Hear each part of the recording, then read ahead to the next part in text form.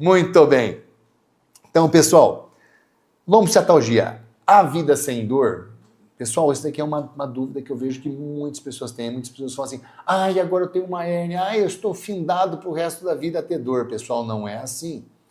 Se eu pegar 100 pessoas que estão passando na rua hoje, numa faixa etária acima dos seus 35 anos, eu fizer ressonância magnética, uns 80% vão ter hérnia, de diferentes graus e tamanhos. Mas vão ter gente que nunca teve uma dor nas costas, vão ter gente que tem dor nas costas às vezes não tem, e tem gente que tem dor sempre. Então, ter a hérnia não significa ter a dor. E com um bom tratamento, você pode realmente se livrar dela. Então, a live de hoje, nós vamos falar sobre essa tão danada lombociatalgia aqui. E aqui, pessoal, vamos finalizar, então, essa semana junto, né? Onde que eu quis mostrar para vocês toda essa... para você se tornar referência no alívio da dor na tua cidade e conseguir faturar mais de 10 mil reais tendo tempo para você e para tua família aí, para vocês curtirem. E aqui eu estou mostrando, então, nessa imagem, duas pessoas já um pouco mais de idade, correndo, né? Então, olha só, pessoal, sem dor é uma maravilha essa vida, né? E aí eu te pergunto, para correr você força muito esse músculozinho que está aparecendo aí? O gastrocnêmio sólium, a panturrilha. E aí eu quero perguntar para vocês, a panturrilha, ela tem a ver com a dor nas costas ou não? Ela tem a ver com uma lombociatalgia ou não? Será que isso daí é importante ou não? E aí eu te pergunto, será que tem a ver? Vamos lá, pessoal. Vamos imaginar a perna direita e a perna esquerda. Eu vou desenhar agora aqui no tablet para vocês entenderem. Vamos mexer aqui com mais ou menos o eixo de movimento aqui da articulação do tornozelo. Imagina esse tornozelo aqui, tá? Como tá aqui, ó. Ele tem esse ângulo aqui de movimento. E aqui quem segura esse músculo aqui atrás, chamado sólium gastrocnêmio, é o que pode segurar essa tíbia de vir mais para frente. Concordam comigo? Né? Ele que vai limitar, então, a dorsiflexão do pé. Se você tiver um músculo mais tenso aqui atrás, com as fáscias mais grudadas, mais entrepeadas, você vai ter menos movimento da tíbia anterior, então você vai ter menos grau de movimento aqui. Se esses músculos forem mais soltos, você vai ter um movimento maior dessa tíbia aqui, vindo mais aqui para frente, então você vai ter um movimento maior aqui. Agora, vamos imaginar então. Vamos imaginar que essa pessoa seja uma jogadora de basquete e ela salta com a perna esquerda, a hora que ela vai fazer a bandeja. A tendência desse gastrocnêmio e desse sólium no lado esquerdo é ser mais tenso, mais aderido, as fáscias mais grudadas do que o lado direito? Provavelmente sim, por causa do esporte. Então eu estou dizendo que um tornozelo direito, ele tem mais movimento, e o tornozelo esquerdo tem menos movimento. Então ele vai ter menos dorsiflexão. Flávio, tá bom, e o que tem a ver isso daí? Tem a ver que é o seguinte, quando ele estiver dando passo, o que acontece quando você anda, pessoal? Né? Quando você dá o passo, ó, você tem uma fase que o calcanhar começa a sair do chão, você se impulsiona. Se um calcanhar sai do chão, sai do passo primeiro que o outro, porque ele está mais encurtado, aquele passo fica mais curto e o outro fica mais longo. Então, ela dá uma passada mais longa, uma mais curta, uma mais longa, uma mais curta, uma mais longa, uma mais curta. O que isso vai influenciar? Quem que ajuda no movimento de andar? Ó o quadril, ó. Então, você vai ter um quadril de um lado mais móvel e do outro lado mais preso. Isso daí vai desequilibrar toda a coluna lá em cima. Então, olha só como isso pode repercutir. Não só a nível de movimento, mas a nível também de face, pessoal. Vamos olhar aqui, ó, a linha superficial das costas. Como vocês podem ver, ela vem desde lá. Eu vou abrir aqui um pouquinho mais para vocês. Opa, peguei errado. Ai, volta aqui. Fiz caca. Aqui. Só abrir aqui um pouquinho mais para ficar mais certinho aqui agora. Eu fiz uma cacona aqui. Isso, pronto. Se vocês olharem aqui, pessoal, olha só. Vem bem do topo da cabeça e vem passando em toda a parte posterior até a sola do pé. Essa é a linha, não é? Então vamos imaginar aqui agora, pessoal. Vamos olhar aqui para baixo. Olha lá a sola do pé. Quando você vê a fáscia plantar, parece que a fáscia plantar é só no pé. Mas dá uma olhadinha como a fáscia plantar, ela pode aqui, não só estar na sola do pé, ela já se junta junto com o calcâneo aqui, ó, e vai formando parte do tendão de Aquiles, do sóleum e do gastrocnêmio, né? Como vocês podem analisar aqui, nesse movimento aqui, ó, que eu mostrei. E aqui, pessoal, agora vou diminuir para passar aqui para o outro. Deixa eu mostrar aqui o outro slide, só para vocês verem. Olha só como se gruda, como se forma uma coisa só, como eu estou mostrando para vocês aqui, ó. Tá vendo? Se tornou uma coisa só. Concordam comigo? Só que daí, quando a gente chega a nível de joelho, dê uma olhada nisso daqui, pessoal. Dá uma olhada nisso, de pertinho. Olha como o gastrocnêmio sóleum, junto aqui, ó, com a parte do bíceps mural, aqui, ó. Então, aqui, ó, do semitendinoso, semimembranoso, aqui do bíceps femoral, olha como que eles se entrelaçam, parece que eles estão fazendo assim, ó, né? Cruzando os dedos, parece que eles estão segurando um no outro aqui. E é isso que facialmente acontece. Então, olha como eles se aderem aqui atrás do joelho já, né? Então, só abaixar isso daqui, aqui, vamos lá. Só voltar aqui, opa, sai de tudo. Vamos voltar aqui. Então, olha como que eles se abraçam aqui atrás. Né? E você vem para frente, quando você vê, olha por onde que sobe, ó, todo aqui, ó, todos os isquios, ó, se grudou aqui, subiu facialmente, aqui, ó, ligamento sacro-tuberoso, importantíssimo, tá bom? Tem uma parte da quiropraxia que só trata dele, e depois você vai sabendo, subindo toda aqui essa região, até ir lá para a lombar. Então, tem uma ligação miofascial também importantíssima aqui. Só que, pessoal, vamos pegar aqui, ó, e vamos mostrar essa outra parte aqui para vocês. Olha só esse estudo. Esse estudo pegou, para vocês entenderem o que eu estou querendo falar para vocês. Esse estudo pegou e fez o seguinte, elevou a perna dessa pessoa, tá, o máximo que ela conseguiu aqui. Quando ela chegou no máximo da amplitude, eles fizeram com várias pessoas. Eles consideraram a tensão dos isquiotibiais em 100%. Tá bom? Então, isso que eles fizeram. O teste se compreendia nisso daqui.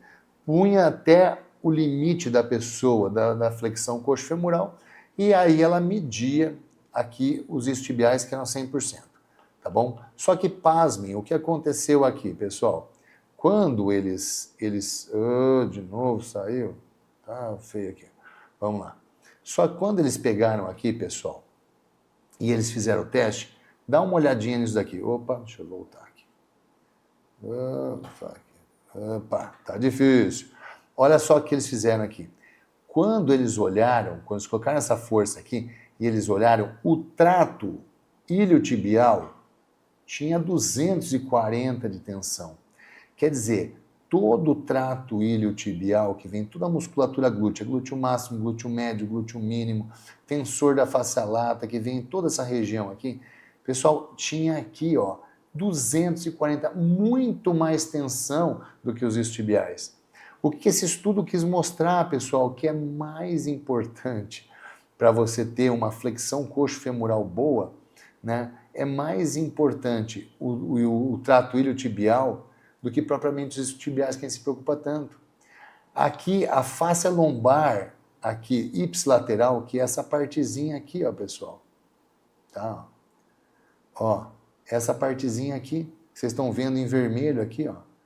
Essa partezinha aqui, pessoal, só vou tirar de novo. Né?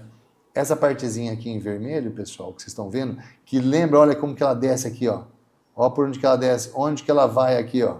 Você quer ver o slide anterior? Ó aqui, ó, por onde que ela vai, né? Essa partezinha aqui, pessoal, é a face lombar, é responsável por 145 da tensão. E aqui o compartimento lateral, né, esse parte aqui que vocês estão vendo, 103%. E daí o tendão de Aquiles aqui 100%. Então, olha como que é muito mais importante, pessoal, a gente ter essa região aqui, né, bem alongada, bem solta, do que somente, então, os isquiotibiais pensando na lombar. Então, aqui o que eu quis mostrar para vocês aqui? Que um problema lá embaixo, no tornozelo, uma falta de limitação, às vezes, por causa de uma atividade física. Corredor tem muito isso, jogador de futebol, jogador de vôlei, de basquete, que usa uma perna mais forte do que a outra para se impulsionar, pode travar toda a cadeia, toda a linha superficial posterior ou toda a cadeia posterior, alguns chamam de cadeia posterior. E isso pode ir limitando todos esses movimentos, e esses movimentos podem causar dor. Por quê? Lembra que eu falei para vocês a respeito do quadril, que poderia estar movimentando mais um lado que o outro? Olha só esse ligamento aqui, chamado ligamento iliolombar, tá? Dá uma olhadinha aqui. O que acontece? Olha como que ele é ligado na L5 e ele também sai uma parte que liga na L4, que nesse slide aqui não tem, mas tem uma partezinha que se liga na L4 também. O que acontece aqui, pessoal? Você imagina que se esse ilíaco ele vier em anterioridade e travar, ou se ele tiver um movimento maior por causa daquele problema do tornozelo de um lado, ele vai tender a puxar junto, porque olha só esse ligamento, essa parte aqui, principalmente, ó. Se ele vier para frente, você concorda que esse ligamento vai tracionar essa lombar vai dar uma inclinadinha para cá e vai rodar para esse lado, ela vai fazer esse movimento de rotação. Vocês concordam que se ele vier para frente vai acontecer isso? E olha essa parte posterior desse ligamento. Se esse ilíaco ele for muito para trás, você concorda que ele vai puxar essa vértebra em rotação para cá? Então, olha só o que a gente está falando aqui, que se um ilíaco ele está movimentando mais em anterioridade ou mais em posterioridade, ou ele está travado para trás ou está travado para frente, esse ligamento iliolombar ele vai causar rotações nessa lombar aqui.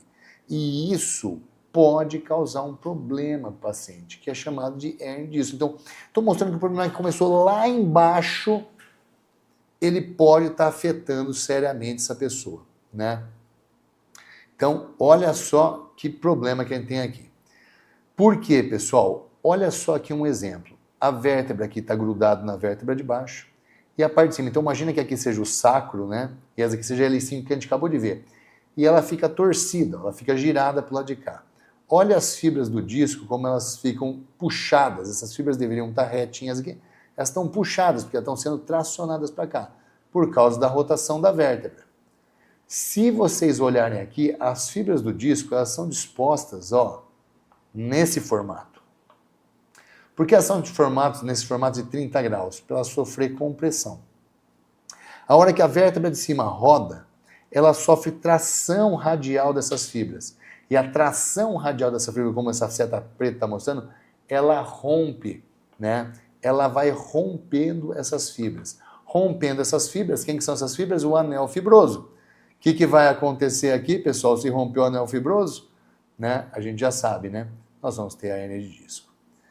Tá bom? Aí algumas pessoas falam assim, não, Flávio, a hernia de disco é peso, né?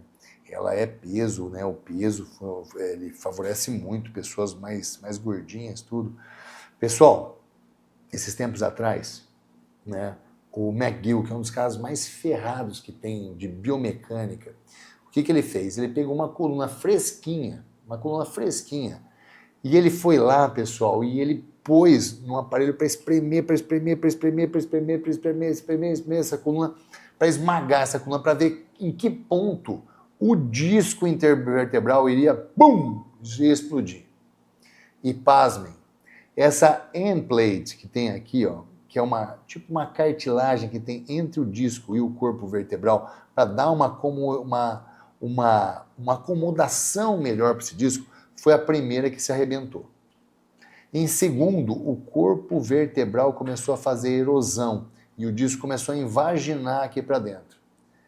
Então, o corpo vertebral começou a quebrar, como está mostrando aqui embaixo, ó, ele todo meio quebradinho aqui, ele começou a quebrar, para depois o disco extrusar. Então, esse disco é muito mais forte do que a gente imagina, é muito mais forte. Só que quando ele recebe tensões diferentes, como essa que a gente estava mostrando, um desequilíbrio da musculatura, um desalinhamento, pessoal, igual o pneu de carro que foi criado para rodar assim alinhado. Se ele desalinha, pessoal, o que acontece? Ele vai ter um arrasto. Ele não vai só rodar, ele vai arrastar, ele vai frear o carro aqui. E aí acontece, a banda do meio vai sofrer uma sobrecarga muito excessiva, vai começar a desgastar. É mais ou menos o que acontece com o teu disco vertebral, pessoal. Vocês começam a ter algum desalinhamento na tua coluna, você começa a ter uma parte do teu corpo que movimenta mais do que a outra, e é isso que vai prejudicando esse disco, que vai passando meses, anos, e ele vai estourando. Não é o peso, não é a compressão, não é essas coisas que a gente imagina. Então, é esses desalinhamentos que causam. E quando a gente consegue tirar essa sobrecarga do paciente, a gente consegue descobrir aonde que está esse desalinhamento, e a gente começa a tratar com liberação facial, soltar aqueles músculos presos, dar grau de movimento naquela articulação, liberar aquela articulação para que o corpo vertebral, né, o disco intervertebral, a coluna da pessoa consiga se movimentar de uma forma livre e mais harmônica, lado direito com lado esquerdo, né, anterior com posterior. Pessoal, tudo muda e aí o processo inflamatório passa. Porque o processo inflamatório só fica lá porque a coisa está pegando, está enroscando. É igual você andar com um tênis confortável durante 5, 10 quilômetros, não vai fazer nada no teu pé. Agora, se você colocar um sapato novo, uma sandália, alguma coisa que está pegando, você não vai andar um quarteirão, só vai fazer bolha. A mesma coisa acontece quando você tem alguma coisa desalinhada, que não está funcionando, um lado está indo, o outro lado não está indo. O que acontece é que lá vai desequilibrando a biomecânica daquela região e vai sobrecarregando. E ali é onde começa a ter os desgastes prematuros. Assim como a sandália nova, o sapato novo, faz uma bolha no teu pé, machuca o teu pé prematuramente. Com 100 metros de andada já dana tudo. Então, pessoal, fiquem muito atentos que a gente tem que descobrir essas partes que são importantes. Deixa eu só mostrar aqui, pessoal, no nosso programinha de anatomia. Olha só que interessante aqui para vocês verem, tá? Vou aumentar essa parte para vocês verem. Quando eu começo a colocar tecido conectivo, que são tecidos de fáscia, olha as primeiras coisas que acontecem aqui, ó. Ó, os ligamentos que sustentam aqui, ó, a tua pelve, porque o teu sacro, pessoal, todo o peso do corpo, você pegar todo o peso do corpo, cai aqui, ó, no sacro, cai bem aqui no teu sacro, né? Se você não tivesse seus dois ilíacos segurando esse sacro como se fosse um alicate, literalmente você cairia entre seus dois pés. Então aqui se sustenta, então o ligamento já vem sustentar aqui. Se você aumentar os tecidos conectivos, a segunda parte, ó, já começa a ter fáscia ali anterior, ó. Olha o ligamento lombar, acabei de mostrar para vocês aqui, ó, né? Olha aqui, ó, ele vindo aqui em L, nessa figura dá para ver, ó, ele vindo aqui, ó, também em L4, L5. Vamos aumentar os tecidos conectivos, ó. Ó, já vem as cápsulas articulares agora, os ligamentos posteriores. Tá. Aí, ó, só abrir aqui. Então aqui, pessoal, vamos começar a colocar músculo. E agora tem uns músculos importantes. Opa, apareceu um aqui, ó, bem profundo. Olha só, pessoal, os multíferos. Olha que coisa linda. Ele já vem aqui em cima do sacro. Só que dê uma olhadinha aqui de onde que eles estão saindo, ó. Será que tem como... A gente acabou de mostrar um exemplo dos problemas lá do pé que podem se refletir aqui na coluna lombar. Agora estamos falando aqui de que os problemas torácicos também podem vir. Olha de onde está vindo esse músculo. Olha outro músculo importantíssimo aqui, pessoal. O longuíssimo torácico. Dá uma olhadinha de onde que ele está vindo. E mais um músculozinho que são importantíssimos que comandam aqui a tua sacroiliaca. Olha aqui, ó. O ilho costal lombar, tá bom? É outro músculo importantíssimo que ele controla toda a articulação sacroiliaca. Então, vou voltar aqui no slidezinho só, para vocês verem. Olha aqui. Esse músculo, pessoal, praticamente ele sustenta o teu sacro, mas ele vem lá da tua coluna, como a gente acabou de mostrar naquele programinha. Se você tiver uma torácica aqui mais cifótica, o que vai acontecer? Esse músculo vai ficar em constante tração. E esse teu sacro vai tender a ficar horizontalizado por causa disso. Aí você vai ter aqui, ó, o músculo ilho costal lombar. Se ele tiver aqui também com uma torácica cifótica, né? O que vai acontecer? Ele também vai tensionar esse músculo. E esse músculo vai segurar, vai limitar o movimento do ilíaco. E a hora que ele for andar, esse ilíaco vai movimentar menos do que esse daqui, se esse daqui estiver livre. E aí o que vai acontecer? Vai acontecer um desequilíbrio. Esse daqui vai puxar a lombar para frente e para trás numa velocidade e esse menos. O que vai acontecer com esse desequilíbrio? Um desalinhamento da lombar. E aí vai gerar o quê? Hérnia de disco.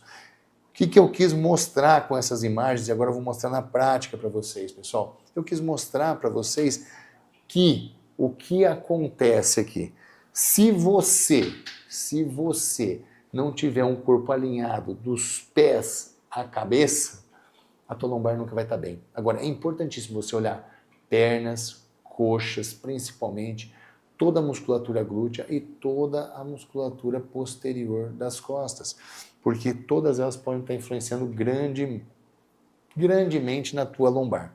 Então, e as tuas hernias disso podem estar vindo disso. Então, pessoal, agora vamos mostrar aqui um pouquinho para vocês aqui, só sair daqui dessa apresentação.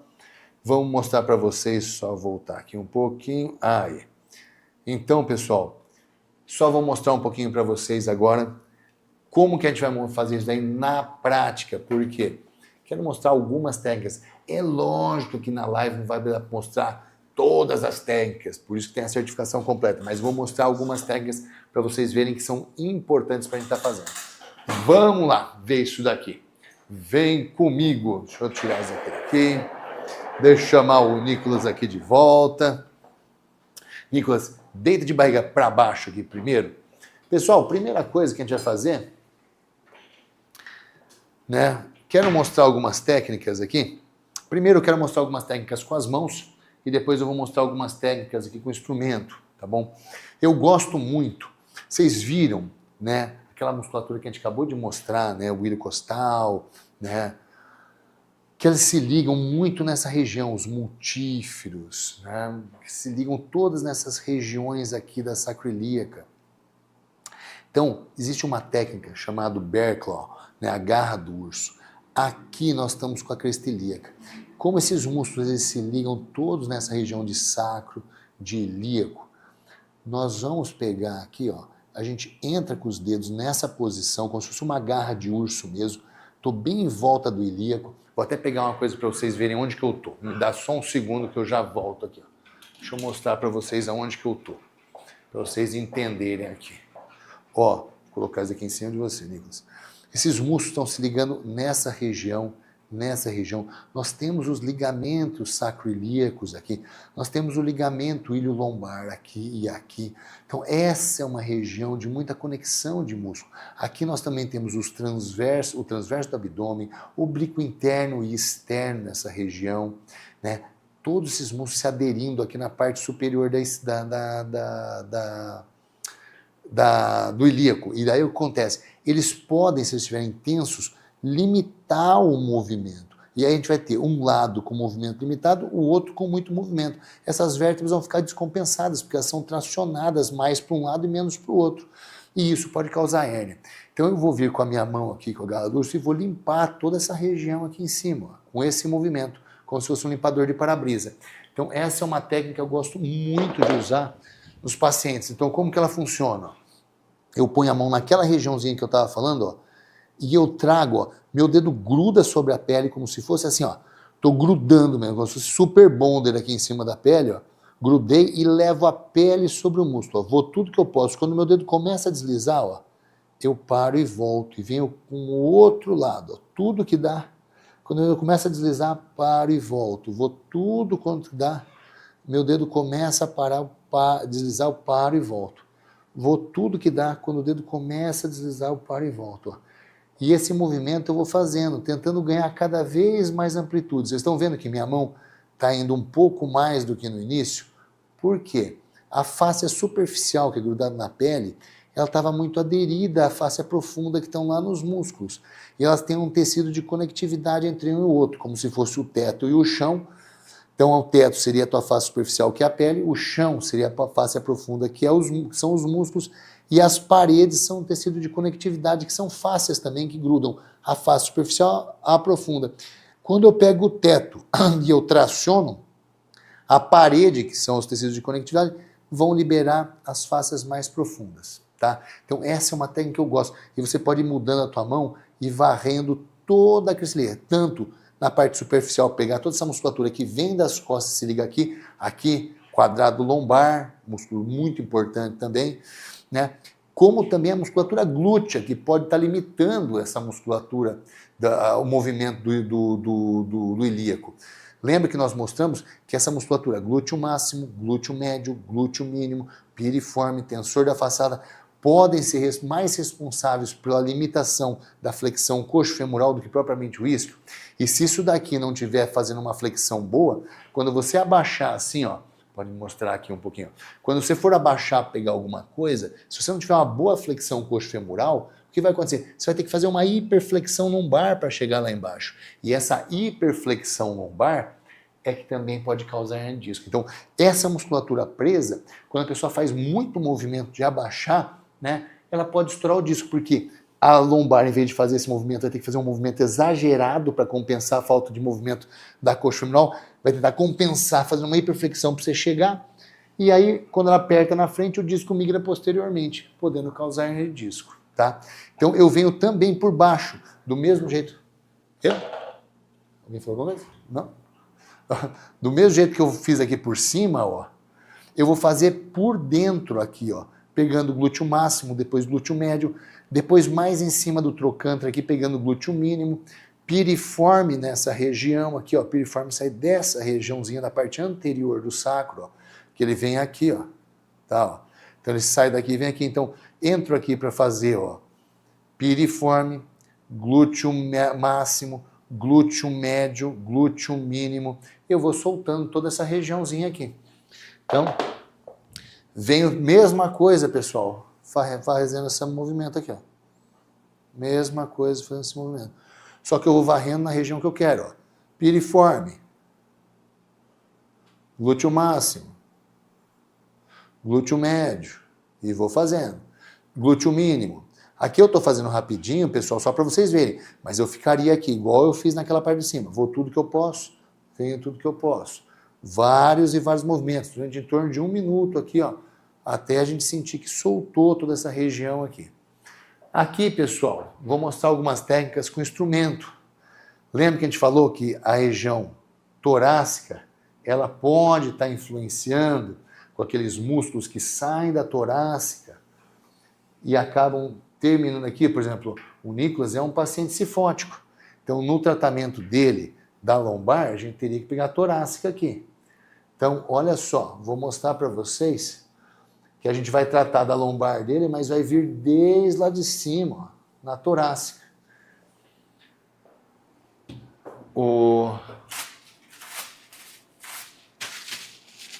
Deixa eu mostrar aqui para vocês. Vou pegar a meia-lua, pessoal, tá? Que é um instrumento que cabe bem. Com a meia-lua, em alguns casos aqui, ela vai se encaixar, ó. Eu venho aqui, ó, eu venho varrendo. Sempre, pessoal, com o instrumento, por causa dos chanfros do instrumento, é sempre entre 30 e 60 graus, ó. 30, 60 graus, 30, 60 graus. Sempre você vai trabalhar aqui. 30 graus, menos agressivo. 60 graus, mais agressivo. Então, você vem varrendo, ó, toda essa região. Ó, e também o ângulo de ataque, ó. Quando eu desço, ó, eu venho cortando a pele do paciente. Quando eu subo, o instrumento vira, ó, vou cortando a pele do paciente. Isso daqui não pode fazer com o instrumento, pessoal. Isso aqui é passar manteiga no pão, tá? É sempre aqui, ó. Aqui, ó. Sempre esse movimento.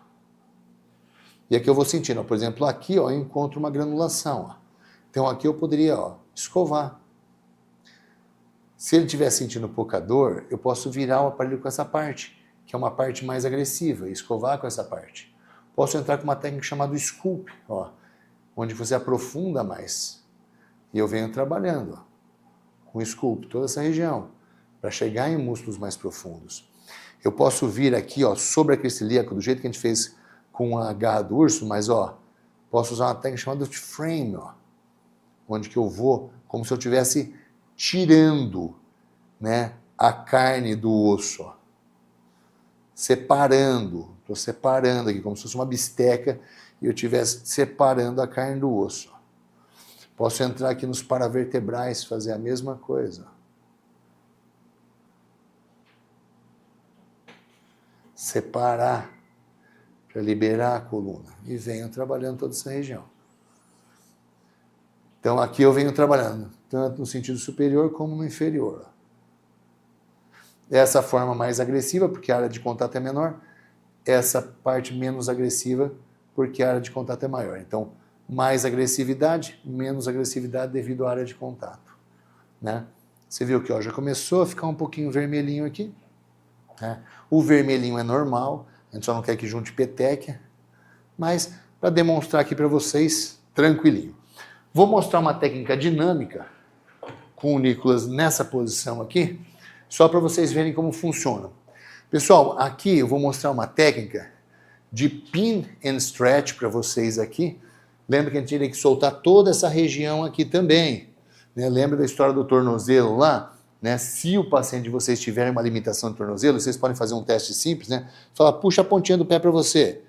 Isso. Se de repente, aqui no caso do Nicolas não tem, mas vamos imaginar que esse pé vá aqui e esse daqui vem aqui, a gente sabe que esse pé tem pouca dorsiflexão. Então a gente tem que liberar essa parte de trás. Né? No caso do Nicolas não tem, mas nós vamos fazer para poder mostrar para vocês. Se eu quiser, se eu sentir aqui palpando ou passando o instrumento, varrendo nessa região aqui, eu senti uma granulação mais aqui, eu posso, por exemplo, muito comum no sólium, aqui bem próximo aonde que ele se gruda junto com o gastrocnêmio, nessa região que tem aquela membrana, aquela face que gruda um músculo no outro, é muito comum nessa região você ter problema. Então vamos imaginar que ele tivesse.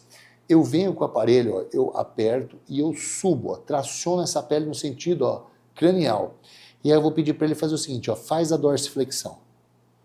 E eu só seguro enquanto ele faz a dorsiflexão e solto. Isso, de novo, e solto. Essa técnica é chamada pin and stretch, tá bom? Se eu quiser, isso, se você tiver um ponto só que está tenso, essa técnica é muito boa. Vamos imaginar que seja toda a panturrilha que esteja ruim. Toda a panturrilha está ruim.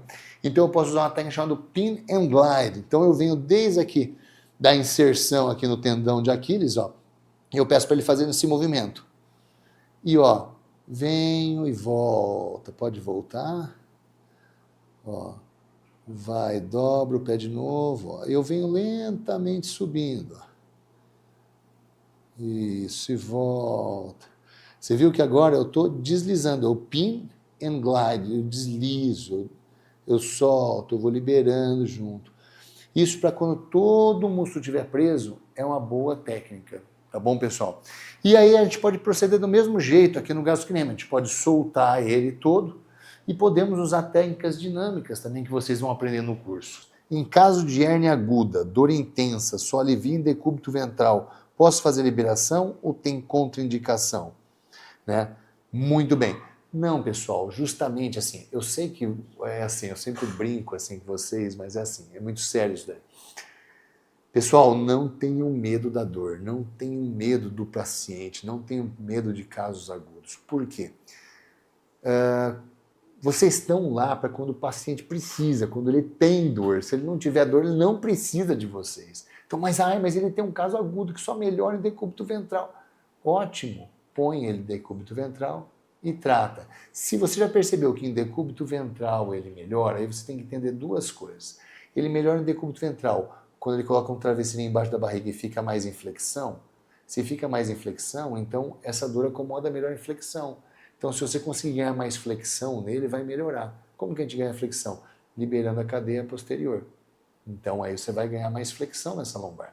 Se o paciente, quando ele deita de barriga para baixo, ele faz uma hiperlordose, porque de repente ele deita sem um travesseirinho para baixo, não tem uma barriga grande que impulsiona aquela lombar em flexão, e ele fica com a lombar mais extensão, é porque a musculatura anterior, como psoas e pilar diafragmático, que está preso. E aí você vai soltar psoas e pilar diafragmático. Então, só a posição do paciente deitar já te diz muito em relação ao problema que ele tem, entendeu?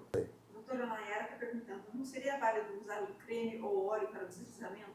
Sim, sim, sim. Quando a gente faz manualmente, a gente não usa creme nem óleo. Quando a gente usa, eu não sei se você assistiu agora na live, eu passei ali, ó, nas costas do Nicolas, o vaselina, eu uso vaselina. Tá? O creme, às vezes você começa a passar, ele vai secando e aí vai atritando muito, aí você tem que passar de novo, daí você vai passando, ele está muito melecado, daqui a pouco ele começa a absorver, começa a ficar sem lubrificação, eu não gosto muito. Né? Algumas pessoas gostam, não tem problema nenhum, não tem uma contraindicação usar, mas quando você usa a parte instrumental, sim. Só toma cuidado de não deixar muito lambrecado, porque se estiver muito lambrecado, o que vai acontecer? O aparelho vai deslizar e vai ter um pouco arrasto miofascial. Então, toda a tecnologia do aparelho você joga para o buraco, só de você passar muito creme, tá? Então, quando aquele creme começa a acumular em cima do aparelho, é que você passou demais. Para quem tem prótese no quadril, pode fazer liberação? Deve fazer liberação, porque adere muito àquela região, adere muito, muito, muito, muito mesmo. A Gilmar, em relação a pacientes reumatológicos, consigo com bons resultados com a liberação? Você consegue controlar a dor um pouco, tá? Mas é mais para pacientes ortopédicos. Reumatológicos é mais controle de dor, porque depende de outros fatores, né? Para vocês estarem resolvendo os problemas, né?